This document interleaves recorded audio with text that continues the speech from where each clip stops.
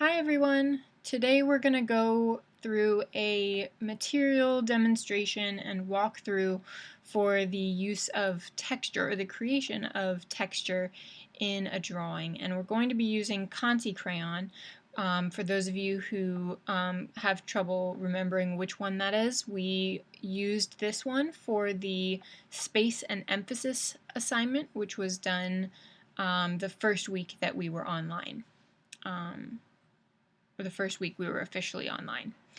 Alright, so let's get to it. So I'm going to start with a materials list. We have here 18 by 24 inch drawing paper. Mine's a little smaller for the demo, but you guys should have an 18 by 24 inch piece of paper. This can be paper from your drawing pad, the normal drawing paper pad that you have, or if you have toned gray or tan paper, that will be ideal for this assignment. If we were doing this in person, I would use gray toned paper from the craft paper in the classroom, but of course, since we're not on campus, we can't do it that way.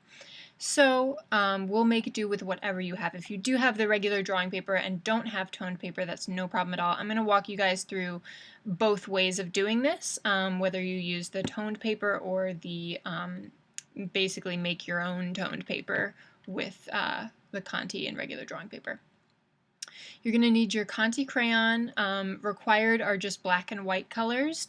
Optional is the terracotta, which is that reddish brown color. You'll need your kneadable and Staedtler Mars erasers. I would recommend both. Tortillions, which are your little blending stumps. I personally didn't have any on hand, so I actually used a dry acrylic brush for blending, which works perfectly fine. Masking tape, and 3 still life objects with visible textures of some kind. They should be textures that look interesting to you, but maybe not too terribly complicated that you think you won't be able to get the project done. Not that you shouldn't be ambitious, but just be aware of the time constraint. We have about 2 weeks to work on this, but no more than that. You'll also need good lighting. I recommend some sort of clamp light, or everyone has a desk lamp at home. That would probably be best, something to create a spotlight with interesting shadows and highlights. I don't recommend using daylight. That's the one thing I want you to steer clear of, because the light will change as you're working on it and it'll take a little bit longer, so it'll be a bit of a struggle. Alright, so step 1 is to set up your still life. Here I've chosen 3 objects. You can choose up to 4, but I wouldn't choose more than 4. They must have interesting textures. Here I've got a shell that is kind of eroded and has some holes in it. It's kind of a stippled texture, and then I have a reflective textured bottle, and then I have this kind of bamboo textured little easel here. Set them up somewhere where they won't be disturbed. We will spend 2 weeks working on this, so you don't want your still life getting moved by a family member or anything else. If you need to, make a little sign that says, please do not move this still life, and then sign your name or whatever you need to do. Light them well so that you can see highlights, midtones, and shadows. Of course, the shadows can also play into the composition. You want to think about something with an interesting composition. And like I said, avoid using daylight. Step 2, you're going to prep your paper if it's not already the toned gray or tan paper. So for those of you who do have the Conte crayon that is kind of reddish in color, the terracotta color, that's an ideal tone to use for this step. I also recommend, if you only have the black and white, which I'm assuming most of you will only have black and white colors, you will want to use white and black to create a gray midtone for the base. I would recommend, as it says over here, starting with white, then black. And the black should be applied very lightly before blending with a paper towel.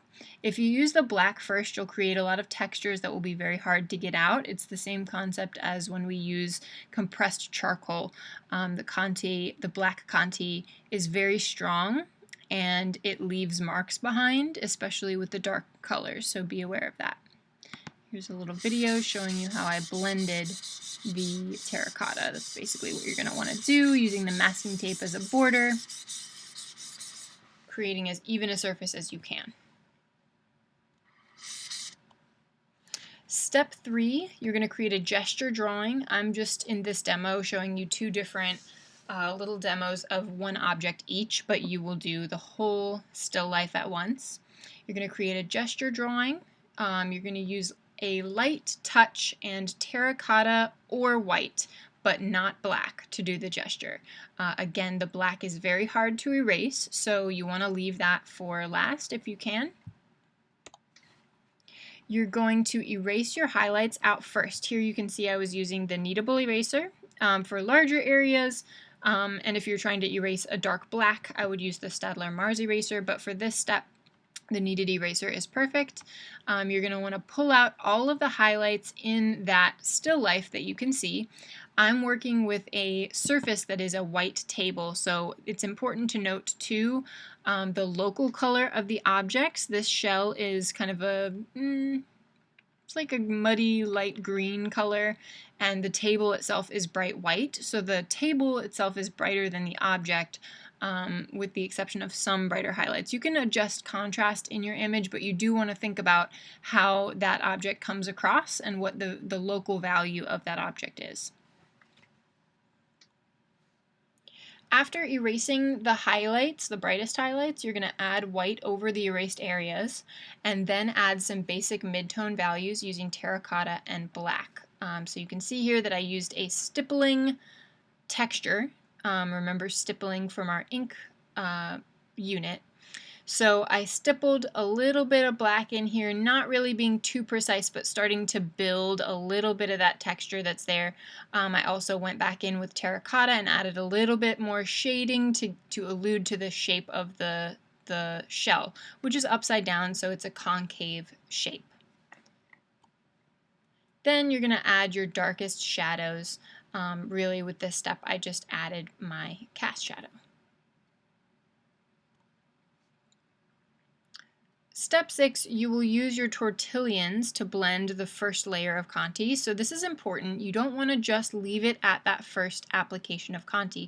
Conte is strongest when it is layered over again and again. Because you can get rid of the paper texture, you can really build, and it does have good coverage. So you can tell once you start playing with it. You guys, I'm recommending that you guys do a little bit of practicing with this before you start your final one, just to get a feel for how the Conte works. We did use it with the space and emphasis, but if you feel very confident with it already, you can go ahead, but it does take a little bit of practicing. Alright, so this is a little video to show you how I was blending with my little brush. You guys can use the tortillon for that. But really the first step is breaking down a lot of the textures you're doing and laying a base for the textures that will go over top of this. And you can see over here on the right the result of that particular blending.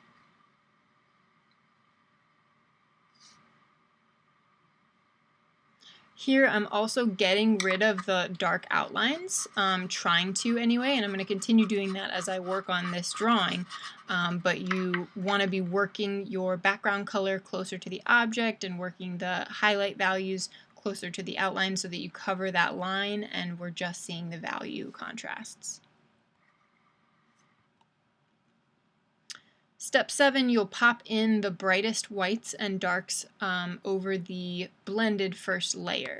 So adding back in more contrast now that the blending took away a little bit of that contrast. Here you can see the way that I'm applying the Conte is just in a kind of stippling motion.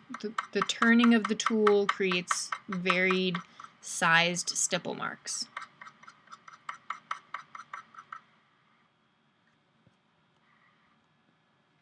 Step 8, you will continue with an additional texture layer of marks to finish. Again, using stippling. Here I went back in with a little bit of that terracotta because there are some kind of pinkish shapes on this particular shell, and you can work this a little bit longer to really get yourself to a place where you're happy with it.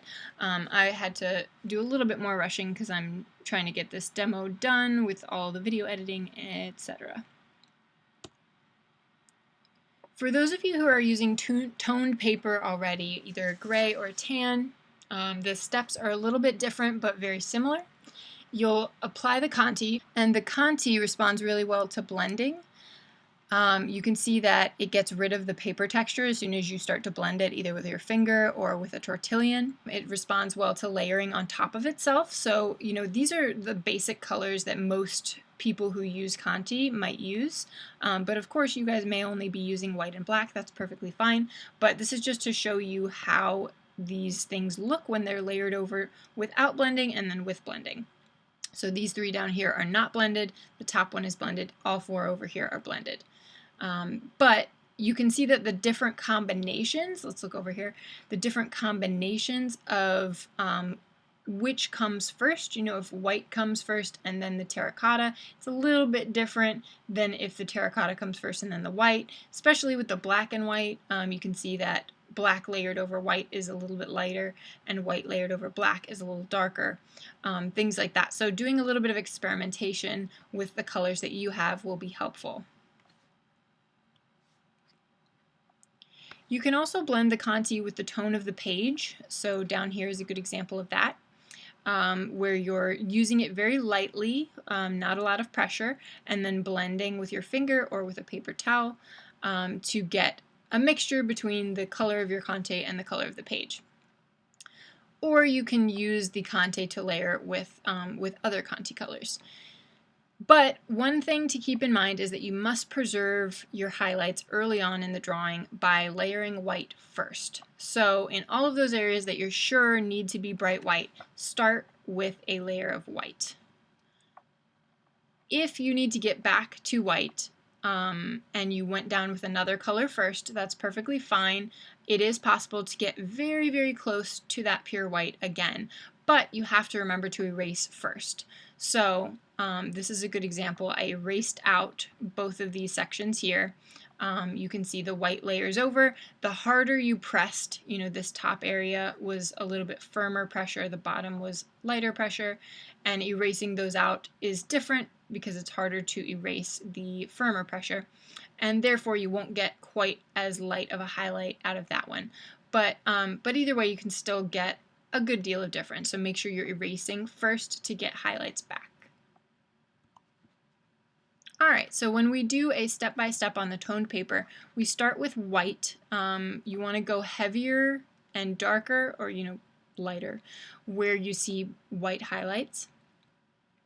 And then you'll add midtones and shadows, and the midtones are going to be done with a very light pressure, whereas the darker highlights or darker shadows, you press harder. You will blend to get rid of paper texture. Here again, I was just using that little acrylic brush. It's okay if you lose some of your sharp lines during this step. We'll add those in after, but you do want to create a good base. This particular object is a reflective object, glass, which is very shiny.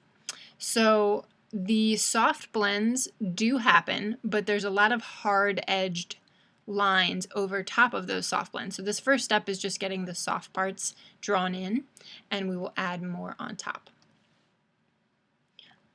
In this step, I added the cast shadow because I realized that was missing. You can add yours from the beginning, that's perfectly fine.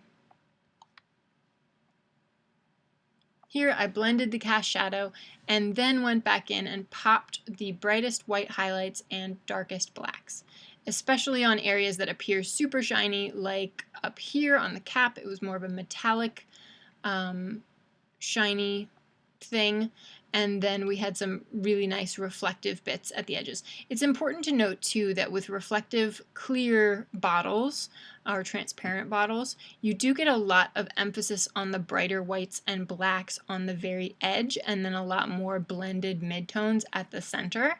But there will be a few areas of highlights and darks popped in there.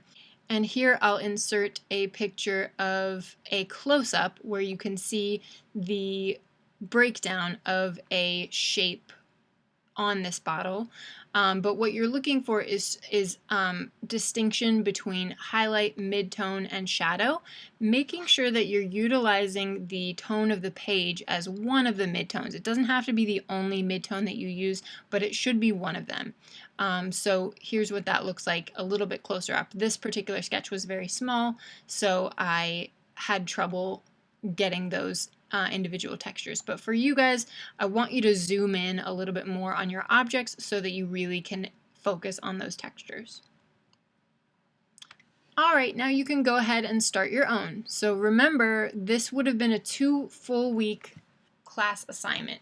So I'd like you to work on this for a total of 8 hours minimum, just as if we were spending 2 classes at 4 hours each. Take your time to develop the unique textures in your still life. I've reduced the amount of objects in this assignment to 3, so this should be more doable. In previous classes, I usually set up one of our normal 6 to 8 objects, and then I have students pick 5 objects that they should draw, so this way we only have 3. As always, if you have any questions along the way, please post them in the progress update discussion for this week and for next week. All right, have at it, guys. Good luck, and have a good one.